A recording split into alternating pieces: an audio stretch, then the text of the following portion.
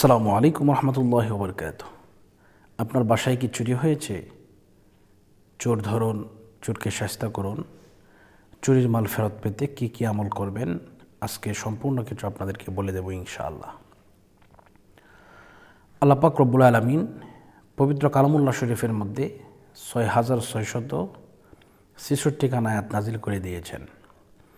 এর মধ্যে একখান আয়াত আছে যে আয়াতে কারিমা আমরা সকলেই জানি। এই আয়াতকে অনেকেই খতমে ইউনুস বলে থাকে, আবার জালালি খতমা বলে থাকে।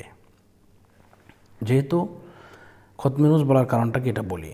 হযরত ইউনুস আলাইহিস সালাতু ওয়াস সালাম যখন মাছের পেটের ভিতরে ঢুকেছিলেন তখন এই দোয়া পড়ে উদ্ধার হয়েছিলেন। তো আসুন আমরা এই দোয়াটা একটু জেনে নেই। লা ইলাহা ইল্লা আনতা সুবহানাকা ইন্নী কুনতু মিনাজ জালিমিন। দোয়াটি হচ্ছে এই।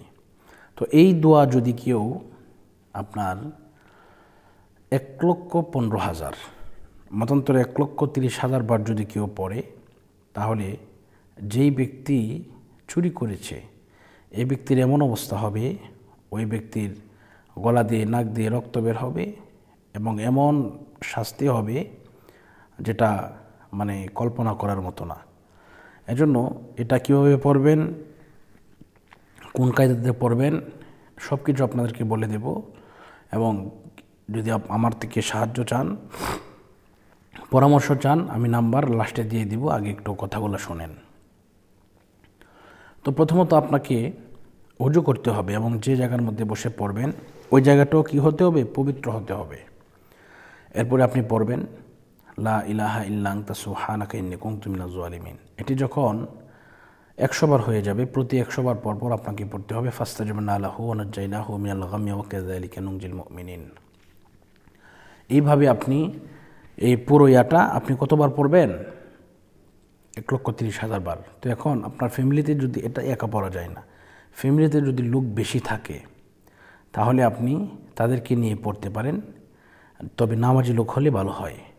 আর যদি মনে হয় যে না ফ্যামিলিতে লোক নেই, আপনার পড়তে অসুবিধা হচ্ছে, তাহলে ইনশাল্লাহ আমাকে বললে আমরা ইনশাল্লাহ আমাদের ছাত্রদের মাধ্যমে এটা পড়ে দিতে সক্ষম হবে ইনশাল্লাহ। তো আপনারা যদি যোগাযোগ করতে চান এই নাম্বারে যোগাযোগ করবেন 016-430-63744। আপনাদেরকে বলে রাখি, এটা অনেকেই বলেন যে হুজুর এটার কার্যকারিতা কেমন, কতদিনের মাধ্যমে ফল পাওয়া যায়। একেবারে পড়ার সাথে সাথে থেকে 3 দিন, সর্বোচ্চ 1 সপ্তাহ, এর মধ্যে ইনশাল্লাহ আপনার যে মাল চুরি করেছে সে স্বীকার করতে বাধ্য হবে এবং সে অসুস্থ হবে, গলা দিয়ে নাক দিয়ে রক্ত বের হবে সে যদি স্বীকার না করে। তো এটা আল্লাহ পাকের উপরে ভরসা রাখবেন, সব কিছু দেওয়ার মালিক হচ্ছে আল্লাহ পাক রব্বুল আলামিন। তো আল্লাহ পাক আমাদের সকলের মনের আশা কবুল করুন, মঞ্জুর করুন। আজকের মতো এই পর্যন্তই। সকলের সুস্বাস্থ্য এবং দীর্ঘায়ু কামনা করে বিদায় নিচ্ছি। আসসালামু আলাইকুম ওয়া রাহমাতুল্লাহি ওয়া বারাকাতুহু।